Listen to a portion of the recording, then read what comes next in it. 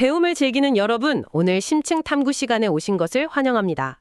보통 우리가 누군가와의 재회라고 하면 막 감동적인 포옹이나 공항 입국장에서 가족들이 서로 엉엉 부둥켜 안고 우는 약간 그런 따뜻한 장면을 떠올리게 되잖아요. 그렇죠. 아무래도 되게 훈훈하고 긍정적인 감정이 교차하는 그런 순간을 무의식적으로 기대하게 되거든요. 그니까요. 근데 만약에 여러분이 20년 만에 만나는 형이 무려 400명의 무장한 장정들을 거느리고 여러분을 향해서 걸어오고 있다면 어떨까요? 와, 심장이 진짜 터질 듯한 압도적인 공포가 밀려오겠죠. 그건 사실상 재회가 아니라 거의 군사적 대치나 다름없습니다. 맞아요. 저 멀리서 엄청난 흙먼지가 일고 있는데 그 중심에 과거에 내가 속이고 배신했던 형이 군대를 이끌고 다가오는 겁니다.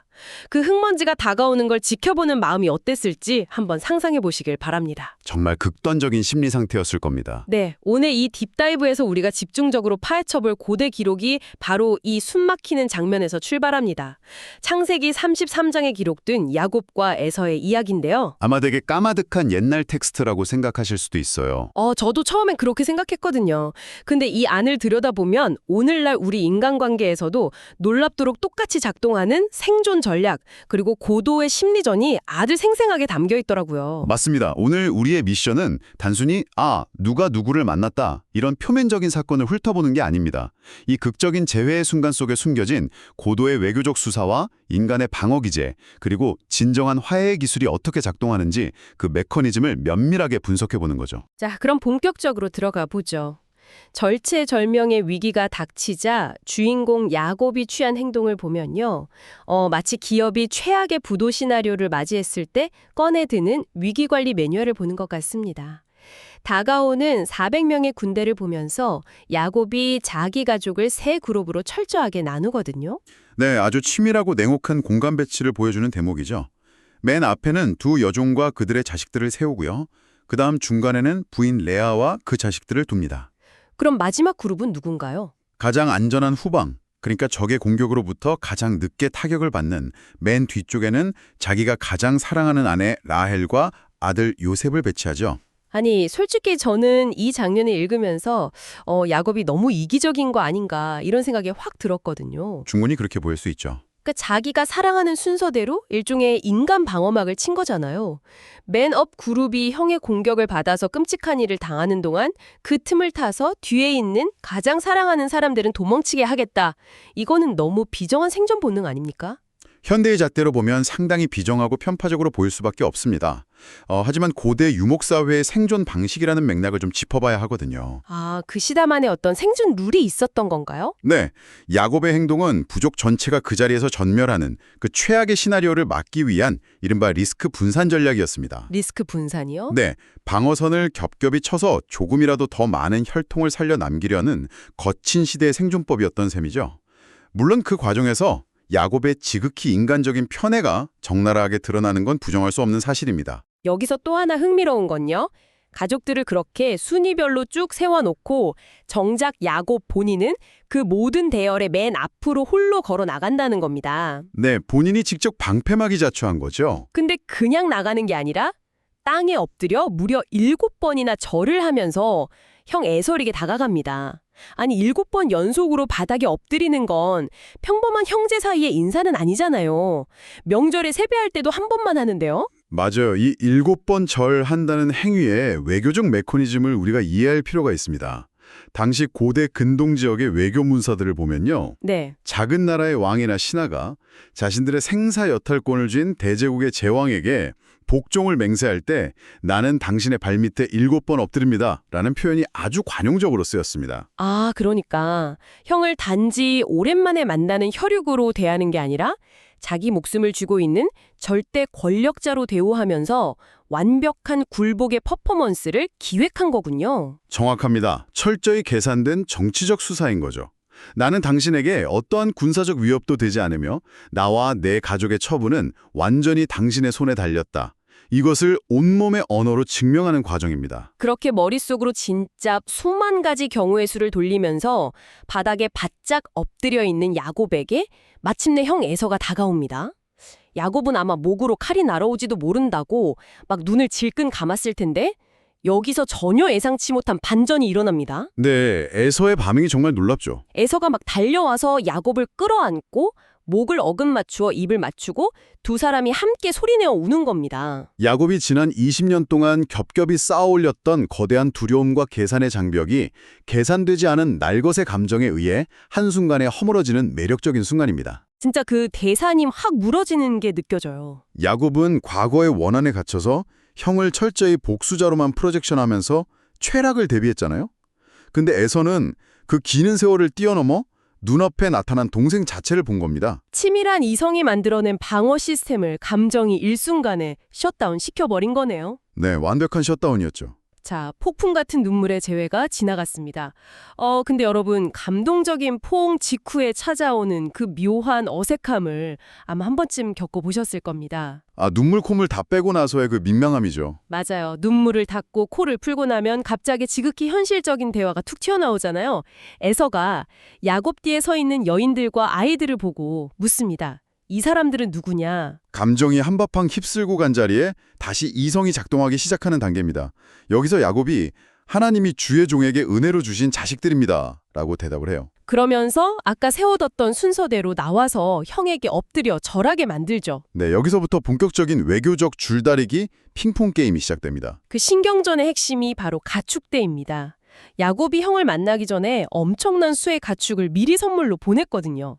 에서가 내가 만난 이 모든 떼는 무슨 까닭이냐? 라고 묻자 야곱은 내 주께 은혜를 입으려 함입니다. 라고 대답합니다. 그런데 여기서 에서가 굉장히 쿨하게 대답을 하죠. 네, 내 동생아, 내게 있는 것이 족하니 내 소유는 내게 두라. 이렇게 거절을 해요. 겉보기에는 형제의 되게 훈훈한 양보 같아 보이잖아요.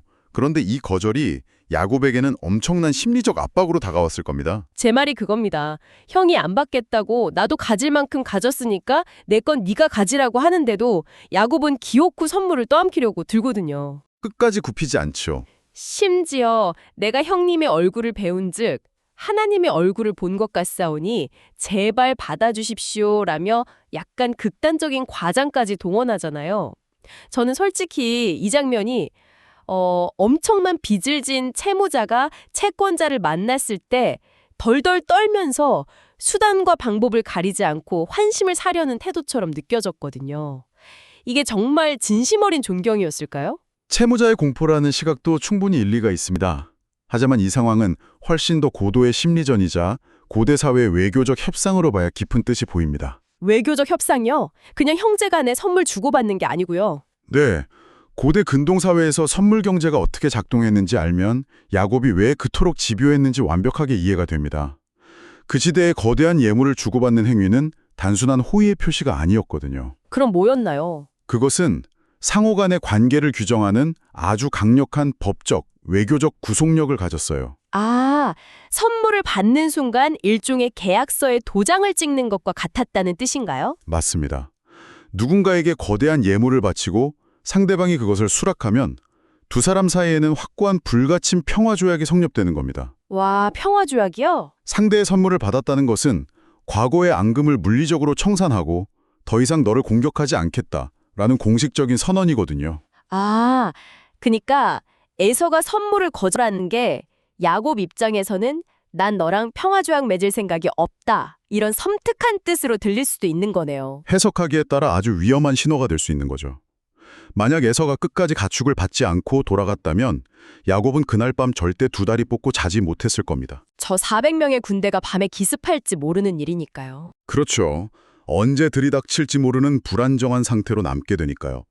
야곱이 그렇게 무리한 아부까지 동원하면서 억지로 선물을 쥐어준 이유는 자신의 생명과 안전을 보장받기 위한 확실한 외교적 보증 수표가 반드시 필요했기 때문입니다. 두 사람 모두 족하다, 즉 충분하다 라고 말하면서도 그토록 팽팽하게 대치했던 이유가 그거였군요.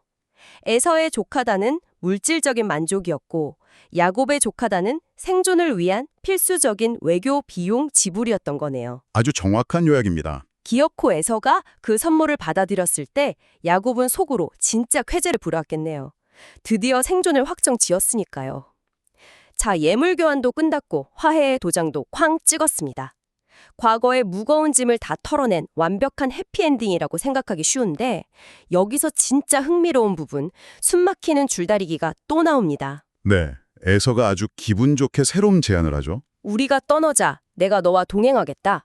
이렇게 제안을 합니다. 방금 전까지 극도의 긴장 상태였던 야곱에게 이 제안은 정말 등골이 서늘해지는 한마디였을 겁니다. 그렇죠. 아무리 화해가 이루어졌다고 해서 즉시 모든 사입의 궤적을 합치고 싶어하는 사람은 드무니까요. 여러분 한번 상상해 보세요.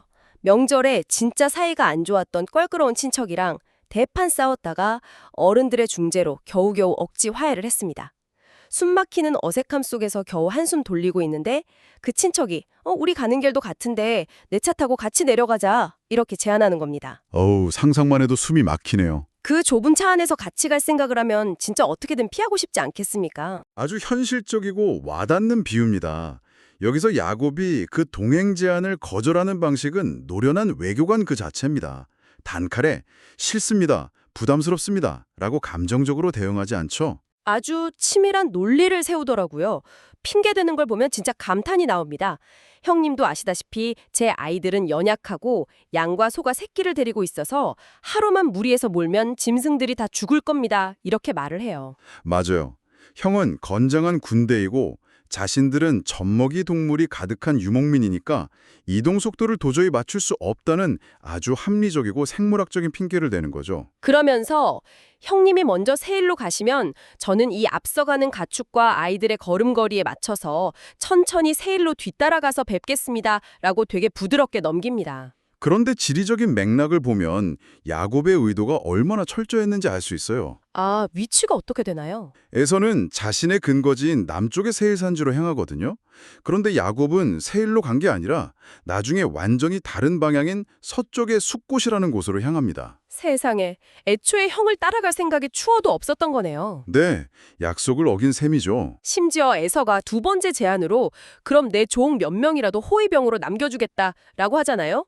근데 야곱은 어찌하여 그리 하리이까 저에게 은혜를 베풀어 주십시오 라면서 그것마저 진짜 정중하게 다 쳐냅니다. 감시자나 다름없는 형의 군사들을 달고 다닐 이유가 전혀 없으니까요. 눈물의 포옹으로 화해를 이루고 평화를 얻어내긴 했지만 야곱은 여전히 형을 100% 신뢰하진 않았던 거네요. 신뢰의 문제도 있고 최소한 형의 거대한 군사력 아래로 편입되어서 자신의 주도권과 독립성을 잃고 싶지는 않았던 겁니다. 여기서 우리는 아주 중요한 질문을 마주하게 됩니다. 갈등을 풀고 평화를 선언하는 화해와 서로의 영역을 허물고 일상을 공유하는 동거는 완전히 별개의 차원이 나는 통찰이죠. 아, 화해와 동거는 별개다. 진짜 진정한 평화를 지키기 위해서 형과의 약속을 우아하게 어기면서 자신과 가족들을 위한 안전거리를 완벽하게 확보한 거네요. 네, 철저하게 선을 그은 겁니다. 결국 각자의 길을 갑니다. 이삭에서는 세일로 돌아가고요.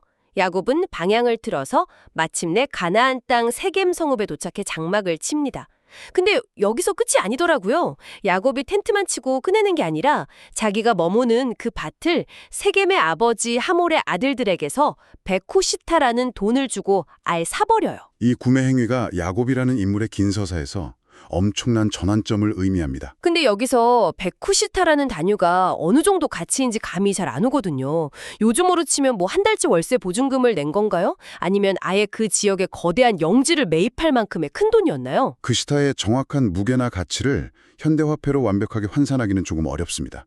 하지만 고대 문헌의 교차 검증을 통해서 알 수 있는 건 이것이 결코 가벼운 푼돈이 아니었다는 점이에요. 무시할 수 없는 막대한 규모의 은이나 가축의 가치를 의미했습니다. 엄청난 거액이었군요. 네, 야곱이 그토록 거액을 지불했다는 것은 빈털터리로 남의 땅에 대충 텐트를 치고 언제 쫓겨날지 모르는 난민으로 머물겠다는 뜻이 아닙니다. 정당한 대가를 지불하고 자신만의 합법적이고 영구적인 영토를 확립한 것이죠.